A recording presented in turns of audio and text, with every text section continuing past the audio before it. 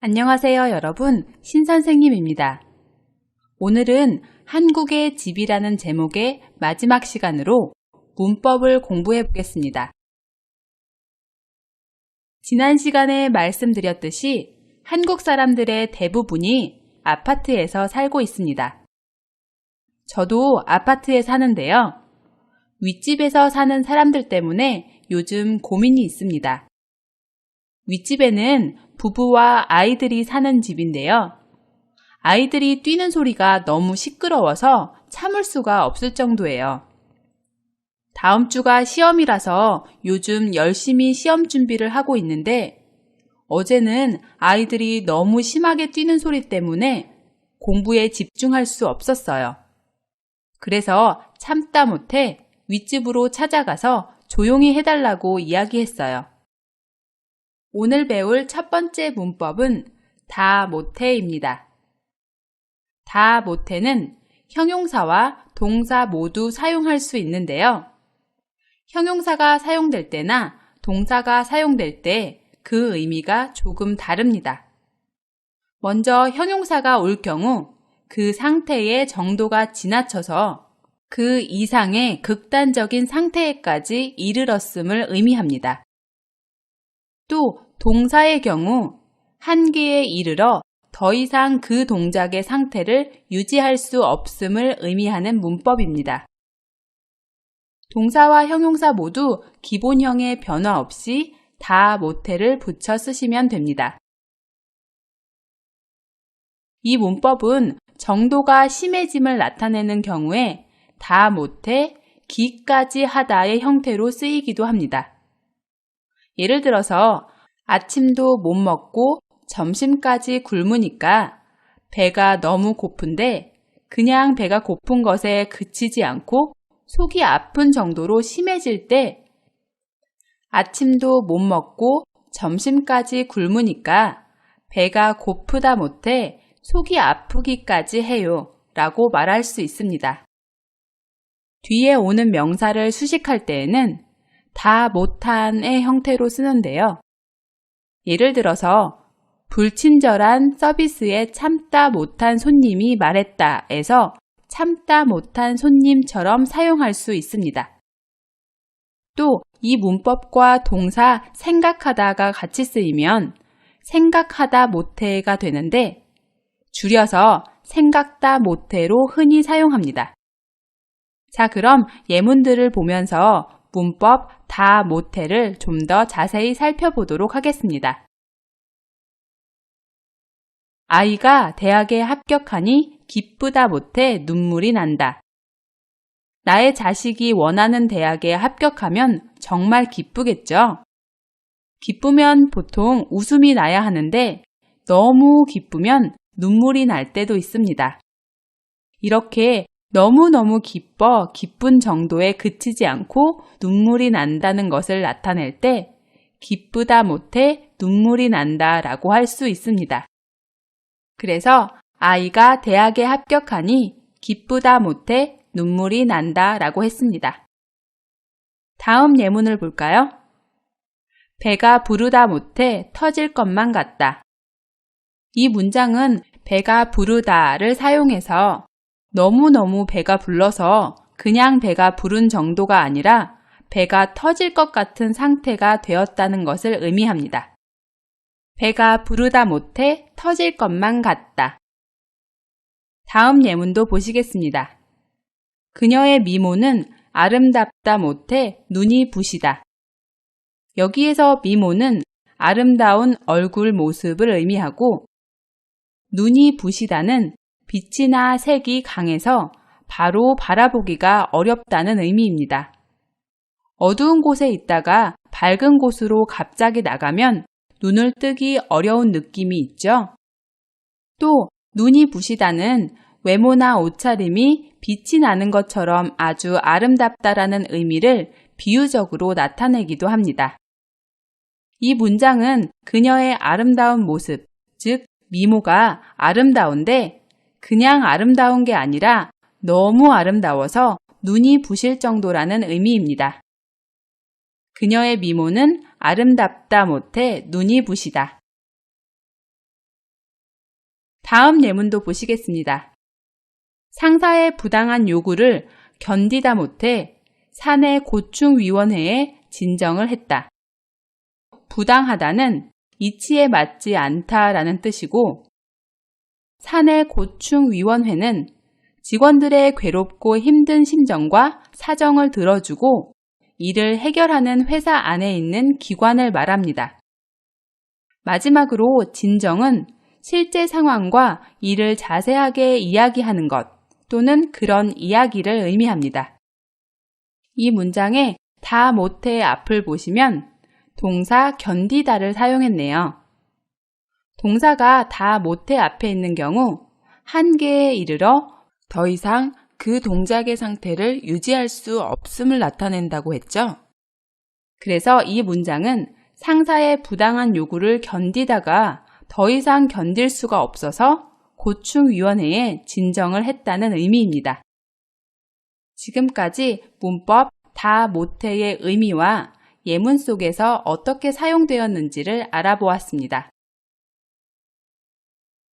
그럼 책 240쪽을 볼까요? 문제를 함께 보도록 하겠습니다. 첫 번째 연습 문제를 보시면 다음을 연결하고 보기와 같이 문장을 쓰는 연습 문제입니다. 이 문제는 왼쪽과 오른쪽에 있는 내용을 문법 다 못해를 사용해서 연결하는 것입니다. 먼저 보기의 문장을 보실까요? 왼쪽을 보시면 조상의 슬기가 놀랍다 라고 했습니다. 여기에서 슬기는 사물의 이치를 바르게 판단하고 이를 잘 처리해내는 재능, 능력을 말합니다. 문법 다 못해와 연결되면 뒤에 오는 단어는 앞에서 사용된 놀랍다 보다 더 강하고 큰 정도를 나타내는 표현을 찾아야 되겠죠? 오른쪽을 보시면 경이롭다가 있네요. 그래서 문법 다 못해를 사용해서 어떻게 문장을 완성할 수 있을까요? 아래를 보시면 완성된 문장이 있습니다. 조상의 슬기가 놀랍다 못해 경이로워요. 이렇게 사용하면 되겠죠?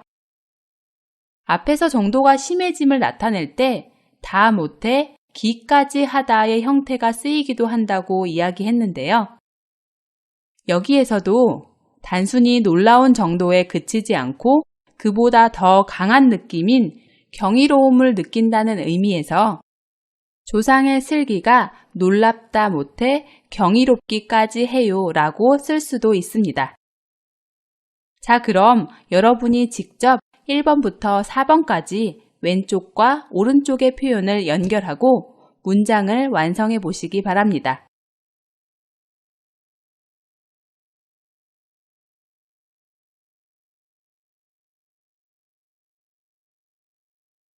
모두 다 쓰셨나요?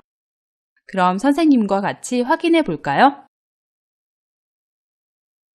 왼쪽의 표현들이 모두 형용사로 끝나기 때문에 형용사가 의미하는 상태의 정도가 지나쳐서 그 이상의 극단적인 상태에까지 이르렀음을 의미하는 문장으로 완성해야 합니다. 첫 번째를 보시면 겨울산의 경치가 아름답다 라고 했습니다. 오른쪽에는 어떤 단어와 연결하셨나요? 황홀하다와 연결하셨죠? 황홀하다는 눈이 부실 정도로 아름답고 화려하다라는 의미입니다. 그럼 문법 다 못해를 사용해서 어떻게 문장을 완성하셨나요? 겨울산의 경치가 아름답다 못해 황홀해요 라고 쓸 수 있고, 아름다움의 정도가 점점 강해지는 느낌으로 말하려면 겨울산의 경치가 아름답다 못해 황홀하기까지 해요 라고도 쓸 수 있습니다. 자, 그럼 두 번째를 볼까요? 배가 고프다 라고 했네요. 오른쪽에 아프다와 연결하셨나요? 문법 다 못해를 사용해서 문장을 완성하셨죠? 배가 고프다 못해 아파요 라고 말할 수 있습니다. 앞에 1번과 마찬가지로 배가 고프다 못해 아프기까지 해요 라고 말할 수도 있습니다. 세 번째를 볼까요? 낙지볶음이 맵다 라고 했습니다. 여기에서 맵다보다 더 극단적인 상태를 뜻하는 표현을 오른쪽에서 찾으시면 입에 불이 난 것 같다 라는 것과 연결하시면 되겠죠?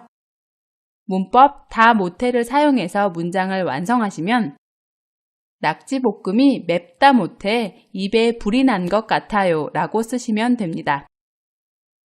마지막 문제를 볼까요? 극장 안이 시원하다 라고 했습니다. 여기에서 시원하다 보다 더 강하고 극단적인 정도를 나타내는 단어를 생각해 보시면 오른쪽에 춥다가 있습니다.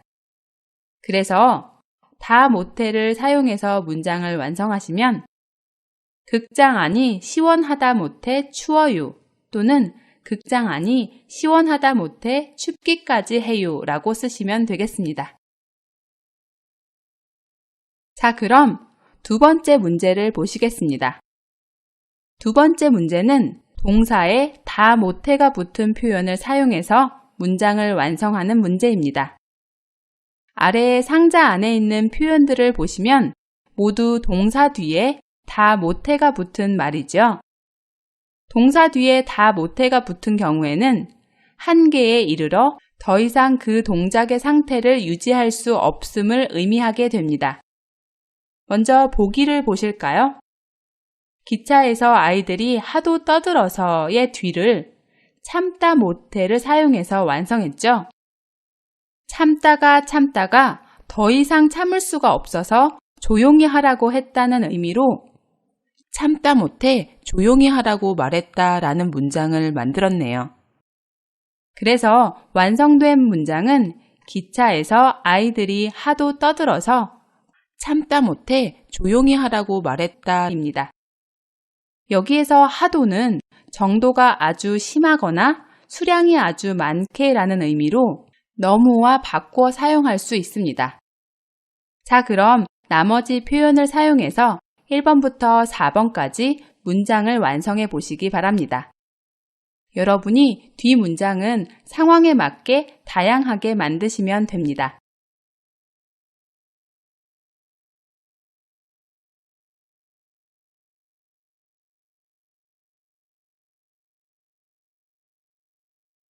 모두 완성하셨나요? 그럼 첫 번째 문제부터 살펴보도록 하겠습니다. 하숙집 아줌마의 잔소리가 너무 심해서 뒤를 완성하는 문제지요. 하숙집 아줌마가 불을 꺼라, 조용히 해라, 물을 아껴 써라, 하숙비를 제때 내라 등등 이것저것 잔소리를 하면 처음에는 괜찮지만 점점 견딜 수가 없고 그 하숙집에서 살기 싫겠죠? 여러분은 어떻게 문장을 완성하셨나요? 하숙집 아줌마의 잔소리가 너무 심해서 견디다 못해 하숙집을 옮겼다 라고 쓰시면 되겠죠? 계속해서 두 번째 문제를 볼까요? 애인과 성격이 맞지 않아서 뒤를 완성해야 하는군요. 어떤 표현을 고르셨나요? 애인과 성격이 맞지 않아서 생각다 못해 헤어지기로 했다로 완성하시면 되겠죠? 처음 이 문법을 설명할 때 동사 생각하다에 다 못해가 붙어 생각하다 못해가 되는 경우 줄여서 생각다 못해로 사용하기도 한다고 이야기했죠? 생각하다 못해보다는 생각다 못해라는 표현이 더 자주 사용됩니다. 다음은 세 번째 문제를 볼까요? 자꾸 엉뚱한 행동을 하길래 뒤를 완성해야 하네요. 엉뚱한 행동을 누가 하는지는 모르겠지만 그 행동을 계속 받겠죠. 그래서 보다 못해와 연결해서 문장을 완성하시면 됩니다. 자꾸 엉뚱한 행동을 하길래 보다 못해 한마디 해버렸다 라고 만들어 봤습니다. 자꾸 엉뚱한 행동을 하길래 보다가 더 이상 볼 수가 없어서 그만해, 그렇게 하지 마 등 그 행동을 못하게 하는 말을 짧게 했다는 의미입니다. 다음은 네 번째 문제입니다. 수업 중에 자꾸 전화가 와서 그 뒤를 완성해야 합니다. 남은 표현은 듣다 못해가 있지요. 그런데 듣다 못해를 사용하기는 조금 어색한 것 같습니다. 저는 생각다 못해를 사용했는데요. 수업 중에 자꾸 전화가 와서 생각다 못해 휴대전화 배터리를 빼버렸다 라고 만들어 보았습니다. 자, 지금까지 다 못해를 공부했는데요. 어떠세요? 어렵지 않죠? 예문과 문제를 다시 한번 확인하고 정리해 보시기 바랍니다. 여러분은 건망증, 즉 이전에 했던 일이나 기억해야 할 일을 잘 잊어버리는 증상이 심하지 않으세요? 저는 건망증이 좀 심한 편인데요. 커피를 마시려고 물을 불에 올려놓은 것을 깜빡 잊고 그냥 나가버린 적이 있습니다. 몇 시간이 지난 후에 겨우 생각이 나서 집에 들어왔더니 다행히 동생이 먼저 집에 와서 불을 껐다고 하더라고요. 동생이 들어와서 불을 껐기에 망정이지 하마터면 집에 화재가 날 뻔했어요. 저처럼 건망증이 있는 분들은 외출하기 전에 이것저것 꼭 확인해야 하는 것을 잊으면 안 될 것 같습니다. 오늘 배울 두 번째 문법은 기예망정이지입니다. 기예망정이지는 당황스럽고 난처한 일이 생겼지만 우연히 벌어진 다행스러운 상황 덕분에 큰 문제 없이 그 상황에서 빠져나왔음을 의미하는 문법입니다. 동사와 형용사 모두 같이 쓸 수 있는데요. 현재를 나타낼 때에는 동사와 형용사 모두 기본형의 기예망정이지를 쓰고 과거나 완료를 나타낼 때에는 at, at, 엿기예망정이지를 사용하면 됩니다. 또 명사 이다와도 함께 쓸 수 있는데요. 현재를 나타낼 때는 명사에 이기예망정이지가 붙는데 받침이 없을 때는 이를 생략해서 기예망정이지를 쓰기도 합니다. 과거 시제의 경우 받침이 있으면 이엇기예망정이지, 받침이 없으면 엿기예망정이지를 쓰면 됩니다. 기예망정이지의 뒤에 나오는 문장은 주로 at, at, 였을 거예요. 을 뻔했어요와 같이 가정하는 말이 오는데요. 실제로 일어나지 않았지만 기예망정이지 앞문장에 나타난 상황이 없었다면 일어날 수도 있는 일을 을 뻔했어요나 at, at, 였을 거예요로 가정할 수 있습니다. 자, 그럼 예문을 하나씩 살펴보면서 문법의 의미를 확인해 볼까요? 문장을 보시면 앞에 괄호 안에 있는 것은 상황을 설명하고 있습니다. 어떤 상황인가요? 열쇠를 잃어버린 상황이네요. 비상열쇠가 있기에 또는 비상열쇠가 있었기에 망정이지 집에 못 들어갈 뻔했다. 열쇠를 잃어버리면 어떤 어려움이 예상되나요? 당연히 집에 들어가지 못하겠죠. 그런데 다행히 비상열쇠가 있어서 집에 들어갔습니다. 다행히 비상열쇠가 있어서 집에 들어갔다. 그런데 만약에 비상열쇠가 없었다면 집에 못 들어갈 뻔했다는 내용을 기예망정이지를 사용해서 문장을 완성했습니다. 기예망정이지 앞에는 곤란함을 해결할 수 있는 다행스러운 상황을 쓰고 기예망정이지 뒤에는 실제로 일어나지 않았지만 만약에 다행스러운 상황이 없었다면 일어날 수 있는 부정적인 일을 을 뻔했어요나 앗을, 었을 거예요와 같이 쓰면 됩니다. 이 문장에서 비상열쇠가 있다는 것이 다행스러운 상황이고 비상열쇠가 없었다면 일어날 수 있는 일은 집에 못 들어가다니까 전체 문장을 완성하면 비상열쇠가 있기에 망정이지 집에 못 들어갈 뻔했다가 됩니다. 또는 만약에 과거의 일을 말한다면 비상열쇠가 있었기에 망정이지라고 앞부분을 바꿔 쓸 수도 있습니다. 자, 그럼 두 번째 예문을 볼까요? 어떤 당황스러운 상황인가요? 연설 도중 마이크가 고장난 상황이네요.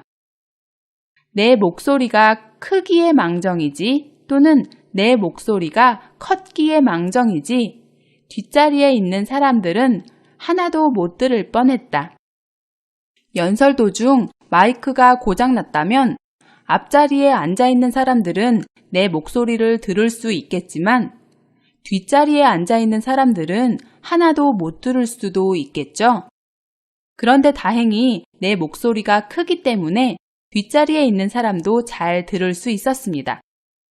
다행히 내 목소리가 크기 때문에 뒷자리에 있는 사람도 잘 들을 수 있지만 만약에 내 목소리가 크지 않았다면 뒷자리에 있는 사람들은 하나도 못 들을 뻔했다는 내용을 기의 망정이지를 사용해서 내 목소리가 크기에 망정이지 뒷자리에 있는 사람들은 하나도 못 들을 뻔했다가 됩니다. 만약에 과거의 일을 말하는 경우 내 목소리가 크기에 대신에 내 목소리가 컸기에를 쓰시면 되겠죠. 자, 그럼 다음 예문을 보시겠습니다. 괄호 안에 있는 상황을 볼까요? 오후가 되면서 갑자기 날씨가 추워졌다라고 했습니다. 갑자기 날씨가 추워졌는데 그 추운 날씨를 미리 준비하지 않았다면 너무 추워서 얼어 죽을 수도 있겠죠? 다행스럽게도 아침에 옷을 두껍게 입고 나와서 아주 안 좋은 상황은 발생하지 않았다는 것을 문법 기의 망정이지를 사용해서 표현할 수 있겠습니다. 기의 망정이지 뒤에는 만약에 옷을 두껍게 입지 않았다면 일어날 수 있는 상황을 을 뻔했다 또는 앗었을 거예요를 사용해서 완성할 수 있습니다. 그래서 아침에 옷을 두껍게 입고 나왔기에 망정이지 얼어 죽을 뻔했다 라고 문장을 완성했네요. 자, 그럼 마지막 예문도 보실까요?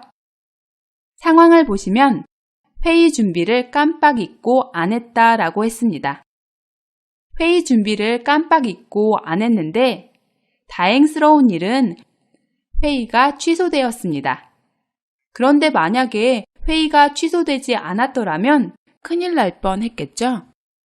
이런 상황을 문법 기의 망정이지를 사용해서 회의가 취소됐기에 망정이지 큰일 날 뻔했다 라고 썼습니다. 여기까지 문법 기의 망정이지의 의미와 사용에 대해서 살펴보았습니다. 그럼 이번에는 책 241쪽의 연습 문제를 보시겠습니다. 다음 표를 완성하고 기의 망정이지를 사용해서 문장을 만드는 문제입니다. 표를 보시면 문제 발생과 예상되는 위기, 위기 탈출 세 부분으로 되어 있습니다. 먼저 보기의 문제 상황을 보시면 물건을 사고 계산을 하려고 하는데 지갑이 없었다라고 되었네요. 예상되는 위기로는 망신당하다가 있습니다. 여기에서 망신은 말이나 행동을 잘못해서 자기의 지위, 명예, 체면 등을 손상하는 것을 말합니다. 이것저것 물건을 고르고 계산하려고 하는데 지갑이 없어서 계산할 수 없으면 가게 주인이나 주변 사람들 앞에서 부끄럽고 창피하겠죠? 게다가 모두 계산하려고 줄을 길게 서 있을 때 이런 일이 일어난다면 더욱 창피하고 어떻게 해야 할지 모를 겁니다. 이런 상황을 창피당하다라고 표현할 수 있습니다. 그런데 이 사람은 실제로 창피를 당했나요? 아니죠. 위기 탈출 부분을 보시면 다행스럽게도 수첩 속에 비상금이 있었다라고 되었네요. 비상금이 있어서 계산할 수 있었고 다행히 창피당하는 일을 피할 수 있었던 것 같네요. 이런 상황을 문법 기의 망정이지를 사용해서 문장으로 완성하면 수첩 속에 비상금이 있었기에 망정이지 망신당할 뻔했다가 됩니다. 자, 그럼 여러분이 1번부터 4번까지 빈칸에 알맞게 넣으시고 문법 기회망정이지를 사용해서 문장을 완성해 보시기 바랍니다.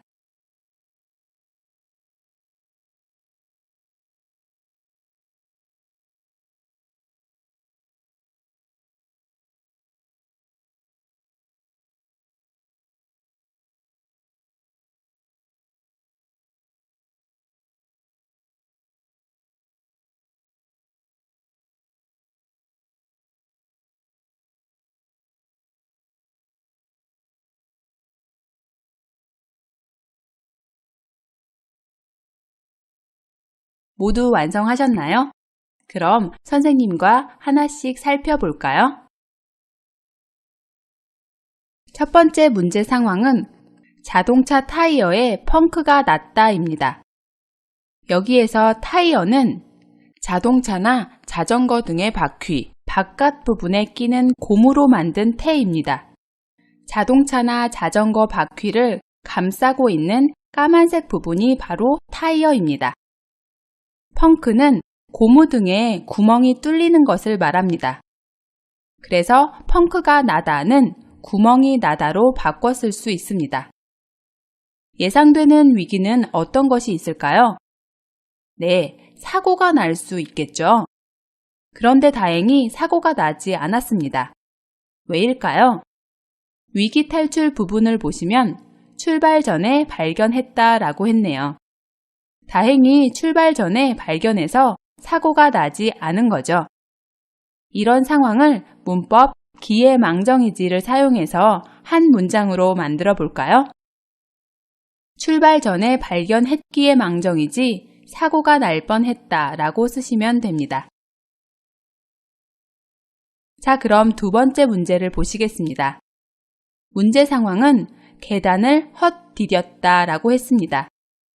여기에서 헛디디다는 발로 어떤 곳을 잘못 누르거나 발을 어떤 곳에 잘못 올려놓고 서다라는 의미입니다. 계단을 헛디디다는 계단을 올라가거나 내려가다가 발로 계단을 잘못 밟다라는 의미입니다. 계단을 헛디디면 굴러 떨어질 수도 있고 발목을 삘 수도 있기 때문에 무척 위험합니다. 예상되는 위기로는 넘어져서 다리가 부러지다 라고 쓰여 있네요. 위기 탈출 내용에는 어떤 것을 쓰면 될까요? 네, 난간을 잡고 있었다 또는 친구가 붙들어 주었다로 써 넣으시면 되겠습니다. 그럼 문장을 만들어 볼까요? 위기 탈출의 내용이 앞에 와야겠죠? 난간을 잡고 있었기에 망정이지 넘어져서 다리가 부러질 뻔했다. 또는 친구가 붙들어 주었기에 망정이지 넘어져서 다리가 부러질 뻔했다 정도로 쓰시면 되겠습니다. 계속해서 3번과 4번 문제는 문제 상황만 나와 있고 예상되는 위기와 위기 탈출의 내용을 여러분이 직접 생각해 보는 문제입니다. 3번의 문제 상황은 컴퓨터에 저장해 놓은 자료가 모두 사라졌다입니다. 한창 보고서를 쓰는데 이런 일이 생긴다면 정말 짜증이 나겠죠? 예상되는 위기로는 어떤 것을 쓸 수 있을까요? 보고서를 다시 써야 하다를 쓰거나 가지고 있던 자료를 잘못하여 모두 잃거나 없애다 라는 의미로 자료를 다 날리다 정도를 쓰시면 되겠네요. 그럼 위기 탈출에는 어떤 내용을 쓸까요? 자료를 따로 저장해 놓았다를 쓰시면 되겠습니다. 그럼 문법을 이용해서 문장을 만들어 볼까요? 자료를 따로 저장해 놓았기에 망정이지 보고서를 다시 써야 할 뻔했다. 또는 자료를 따로 저장해 놓았기에 망정이지 자료를 다 날릴 뻔했다 라고 쓰시면 되겠습니다. 마지막으로 4번 문제를 보시면 소리나게 방귀를 뀌었다입니다. 예상되는 위기로는 아까 위에서 말한 창피당하다를 생각할 수 있겠네요. 위기 탈출에는 주위에 사람이 없었다 정도로 쓸 수 있겠습니다. 그래서 문장을 완성하면 주위에 사람이 없었기에 망정이지 창피당할 뻔했다가 올 수 있겠습니다. 자, 이제 책 241쪽을 보시면 위에서 공부한 두 문법을 사용해서 유학생활의 어려움과 그것을 어떻게 극복했는지에 대해서 이야기해보는 내용이 있습니다. 먼저 아래 보기의 내용을 볼까요? 예상외로 생활비가 많이 들어서 생각다 못해 아르바이트를 하기로 했어요. 다행히 아르바이트 자리를 금방 찾았기에 망정이지 공부를 포기해야 할 뻔했어요.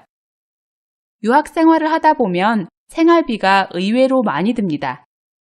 가져왔던 돈도 점점 떨어지지만 부모님께 말씀드리기도 죄송하죠. 이 사람은 어떻게 해야 할지 생각하다가 더 이상 다른 생각을 할 수 없어서 아르바이트를 하기로 결심했습니다. 그 내용이 생각다 못해 아르바이트를 하기로 했어요에 나와 있죠. 생활비가 많이 들어서 돈이 부족한 상황에서 아르바이트 자리를 빨리 찾지 못하면 공부를 포기해야 할 수도 있는데요.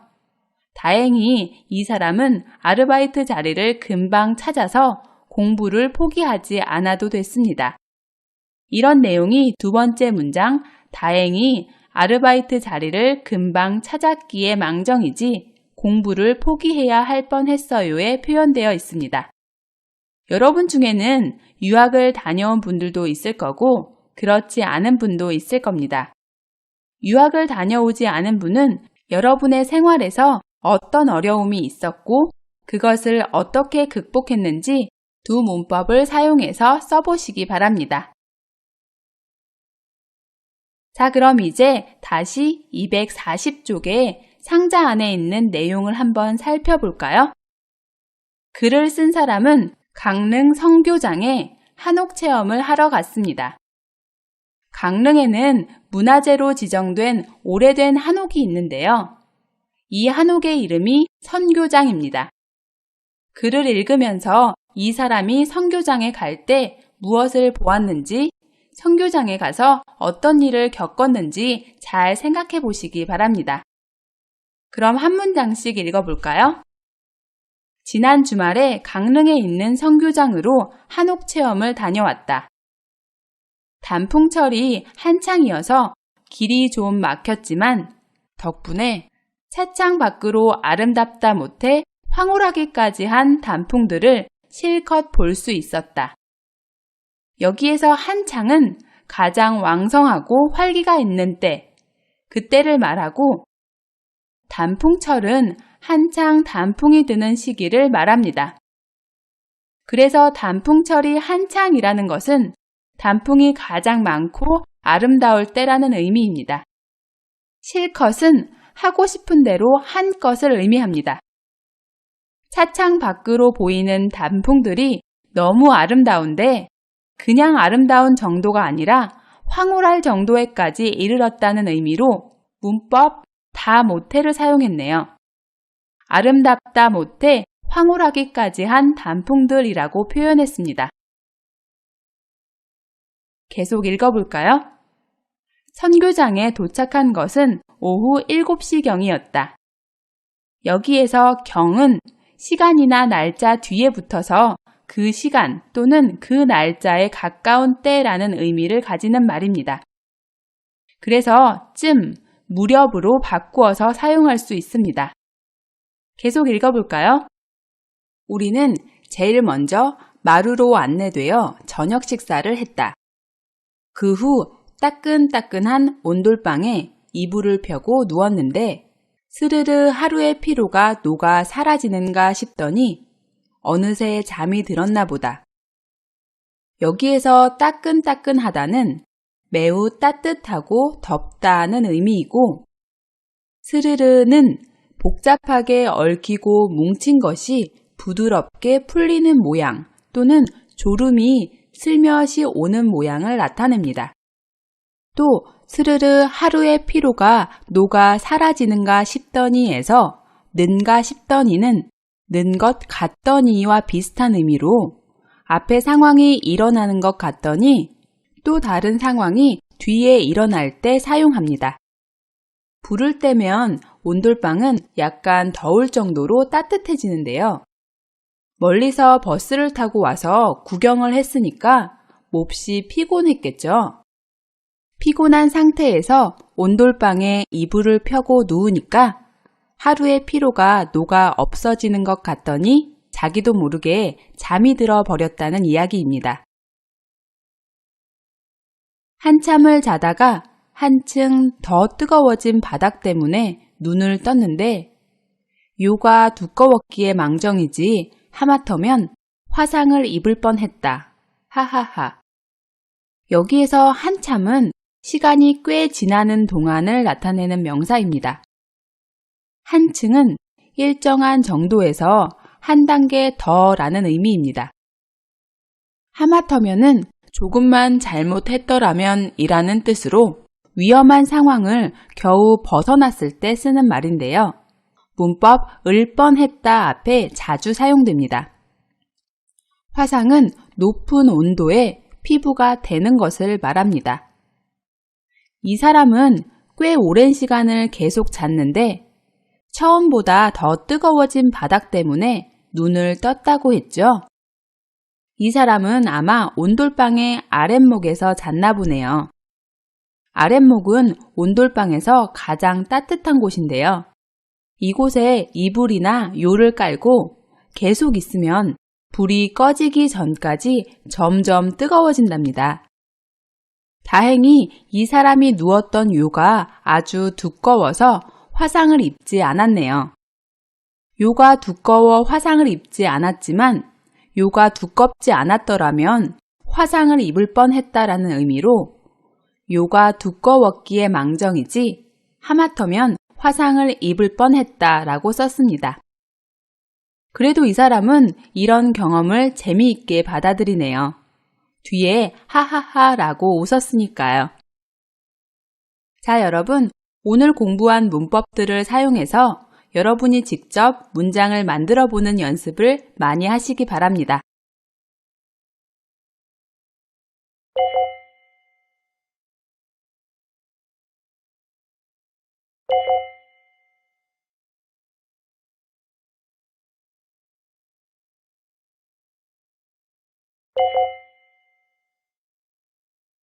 자, 여러분, 오늘은 여기까지 공부하도록 하겠습니다. 다음 시간에 또 만나요.